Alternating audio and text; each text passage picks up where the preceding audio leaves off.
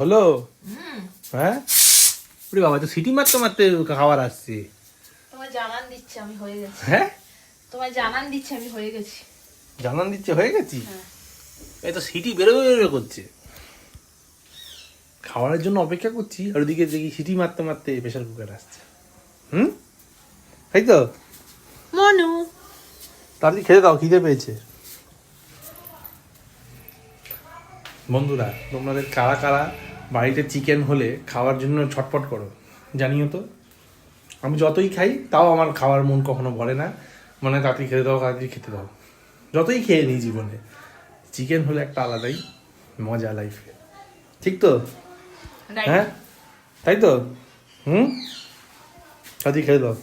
দিচ্ছি চলো। চলো